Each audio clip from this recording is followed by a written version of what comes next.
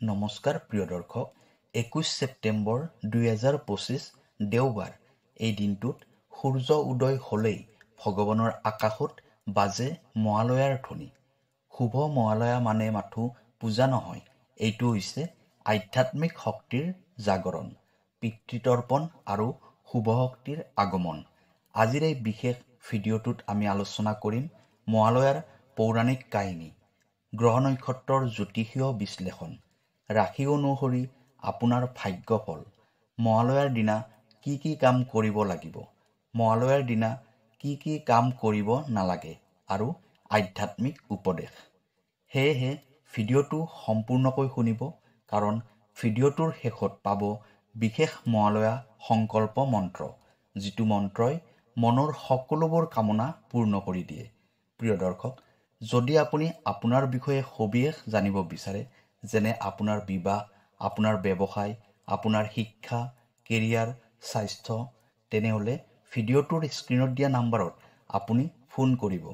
আপোনাৰ সমস্যাবোৰ আমি সমাধান কৰিবলৈ যিমান পাৰোঁ চেষ্টা কৰিম। এতিয়া আহক ভিডিঅ'টোৰ পৰৱৰ্তী অংশলৈ যাওঁ। মহালয়া মানে হ'ল মহৎ আলয়, অৰ্থাৎ মহান আগমন। এই দিনটোৱে পিতৃপক্ষৰ অন্ত আৰু দেৱীপক্ষৰ আৰম্ভণি ঘোষণা কৰে।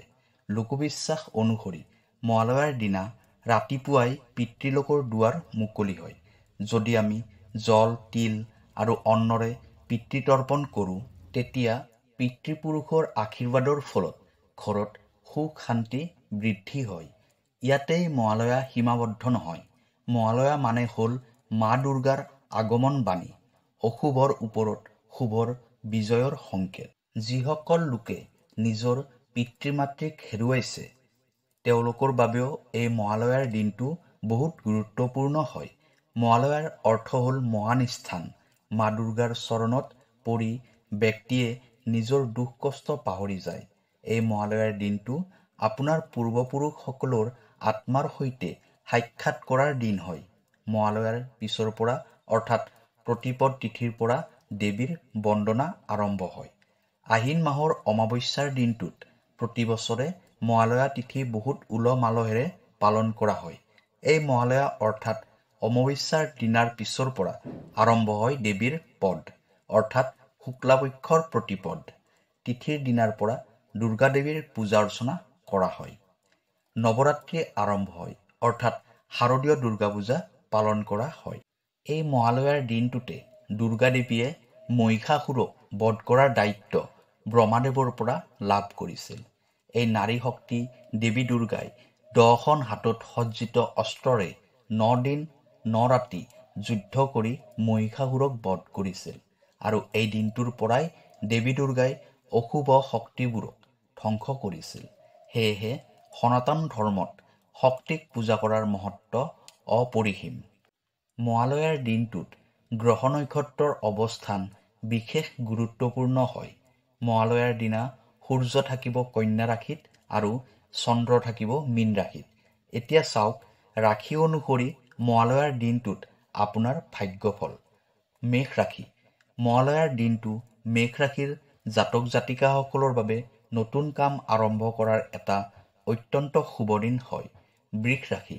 মহালয়াৰ দিনটো বৃষ ৰাশিৰ জাতক জাতিকাসকলৰ বাবে যিকোনো মাটি সম্পত্তি ক্ৰয় কৰাৰ বাবে শুভ দিন হ'ব।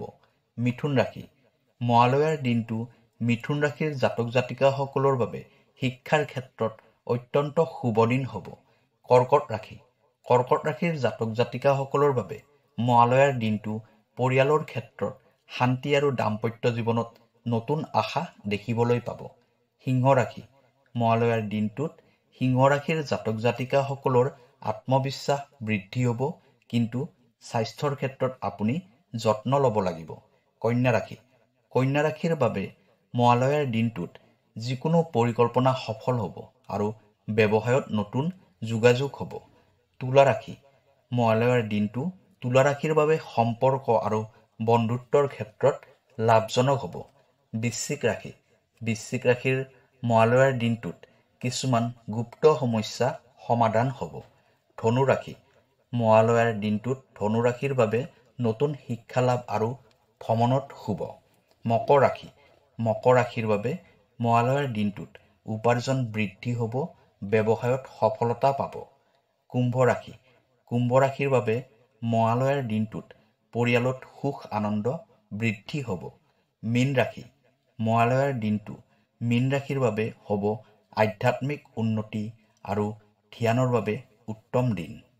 এতিয়া আমি জানি লওঁ আহক মহালয়াৰ দিনটোত আপুনি কি কি কাম কৰিলে দেৱী দুৰ্গাৰ কৃপাদৃষ্টি লাভ কৰিব। নম্বৰ 1, মহালয়াৰ দিনা ঘৰত শংখ বজাব। প্ৰায়সংখ্যক মানুহৰ ঘৰত থকা মন্দিৰত শংখ বজোৱা হয়, কিন্তু মহালয়াৰ দিনা ঘৰত শংখ বজোৱাটো অত্যন্ত শুভ মানা হয়। এই দিনটোত ঘৰত শংখ বজাই থাকিলে পৰিয়ালৰ সদস্যসকলৰ বাবে বহুত শুভ মংগলময় হয় বুলি মানা হয়। নম্বৰ 2, মহালয়াৰ দিনাৰ পৰা 9 দিন একেৰাহে ঘৰৰ মুখ্য দুৱাৰৰ সন্মুখত দুয়োফালে দুগছি চাকি জ্বলাব। প্ৰতিদিনে চাকিকেইটা চেঞ্জ কৰি থাকিব, অৰ্থাৎ প্ৰতিদিনে নতুন চাকি জ্বলাব। ইয়াৰ ফলত আপোনাৰ ঘৰত নিগেটিভ এনাৰ্জি প্ৰৱেশ কৰিব নোৱাৰিব আৰু মা দুৰ্গা দেৱীৰ আশীৰ্বাদত আপোনাৰ ঘৰখন সদায় সুখ সমৃদ্ধিৰে ভৰি থাকিব। নম্বৰ 3, মহালয়াৰ দিনা ৰাতিপুৱা শুই উঠি স্নান কৰি এটা পাত্ৰত গংগাজল ল'ব। গংগাজলৰ লগতে অলপ গোলাপ জলো মিহলি কৰি ল'ব। তাৰপিছত সেইখিনি ঘৰৰ গোটেইকেইটা ৰুমতে অলপ অলপকৈ ছটিয়াই দিব। ইয়াৰ ফলত আপোনাৰ পৰিয়ালৰ সদস্যসকলৰ মাজত মৰম ভালপোৱা অটুট থাকিব। ঘৰত কাজিয়া পেচালৰ পৰিমাণ কমি যাব। নম্বৰ 4, এই মহালয়াৰ দিনা কোনোবা গৰীব মানুহক দান কৰিব। যিকোনো গৰীব মানুহক আপোনাৰ সামৰ্থ্য অনুযায়ী মহালয়াৰ দিনা দান কৰিব। ইয়াৰ ফলত আপোনাৰ জীৱনলৈ সুখ শান্তি সমৃদ্ধি আহিব। নম্বৰ 5, এই মহালয়াৰ দিনা আপুনি মা দুৰ্গাক স্মৰণ কৰি প্ৰাৰ্থনা কৰিব। ইয়াৰ ফলত আপুনি মা দুৰ্গাৰ পৰম কৃপা লাভ কৰিব পাৰিব। এতিয়া জানি লওঁ আহক মহালয়াৰ দিনটোত আপুনি কি কি কাম কৰিব নালাগে। এই কামকেইটা কৰিলে আপোনাৰ জীৱনলৈ আহিব পাৰে ভয়ংকৰ বিপদ। প্ৰথম কামটো হ'ল এই মহালয়াৰ দিনা ভুলতেও কোনো নাৰীক অপমান নকৰিব, কাৰণ এই দিনটোৰ পৰাই দেৱী পক্ষৰ সূচনা কৰা হয়। সেয়েহে আপোনাৰ তথা আপোনাৰ ঘৰখনৰ মংগলৰ বাবে মহালয়াৰ দিনা এনেকুৱা কাম কেতিয়াও নকৰিব। নম্বৰ 2, এই মহালয়াৰ দিনা কাৰো কথা বেয়াকৈ সমালোচনা নকৰিব তথা কাৰো সৈতে কাজিয়া পেচাল নকৰিব, কাৰণ খঙেই মানুহৰ জীৱন ধ্বংস কৰি দিয়ে।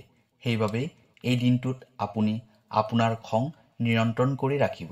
নম্বৰ 3, মহালয়াৰ দিনটোত আপুনি দেৰিলৈকে শুই নাথাকিব। এই দিনটোত আপুনি ব্ৰহ্ম মুহূৰ্ততে উঠিবলৈ চেষ্টা কৰিব। মহালয়াৰ দিনটোত সোনকালে বিচনাৰ পৰা উঠিলে আগন্তুক দিনবোৰত আপোনাৰ সকলো ক্ষেত্ৰতে শুভ মংগলময় হ'ব। নম্বৰ 4, এই মহালয়াৰ দিনটোত আপোনাৰ ঘৰলৈ কোনোবা গৰীব মানুহ আহিলে তেওঁক কেতিয়াও খালী হাতেৰে উভতি যাবলৈ নিদিব। আপোনাৰ সামৰ্থ্য অনুযায়ী তেওঁলোকক কিবা এটা সহায় কৰিবলৈ চেষ্টা কৰিব। নম্বৰ 5, মহালয়াৰ দিনা গধূলি সময়ত ঘৰৰ যিকোনো বস্তু কাকো ধাৰলৈ নিদিব অথবা এনেয়ে নিদিব। আপোনাৰ একেবাৰে চিনাকি মানুহ হ'লেও নিদিব।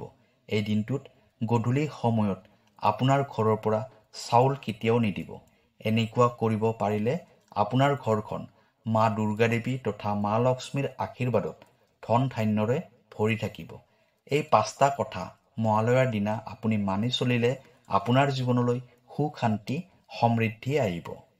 এতিয়া আপুনি জানিব পাৰিব মহালয়াৰ বিশেষ সংকল্প মন্ত্ৰটো। মহালয়াৰ দিনটোত যদি আপুনি এই সৰল সংকল্প মন্ত্ৰটো উচ্চাৰণ কৰে তেতিয়া আপোনাৰ মনৰ সকলোবোৰ কামনা পূৰ্ণ হ'ব। মন্ত্ৰটো হ'ল ওম দু দুৰ্গায় নমঃ মম সমস্ত দুখ বিনাশায় সমস্ত সুখ সমৃদ্ধি লাভায় মা দুৰ্গা আশীৰ্বাদ দেহি। এই মন্ত্ৰটো জপ কৰিলে আধ্যাত্মিক আৰু বস্তুগত দুয়োটা দিশতে শুভফল লাভ হয়। প্ৰিয় দৰ্শক, মহালয়া মানে শুভ শক্তিৰ আগমন। আজিৰ দিনটোত মা দুৰ্গাই আপোনাৰ ঘৰত শান্তি স্বাস্থ্য আৰু সমৃদ্ধি বিৰাজমান কৰক। আহিবলগীয়া নৱৰাত্ৰিত আপোনাৰ জীৱন উজ্বলি উঠক আশা আৰু আনন্দত। শুভ মহালয়া 2025। ধন্যবাদ।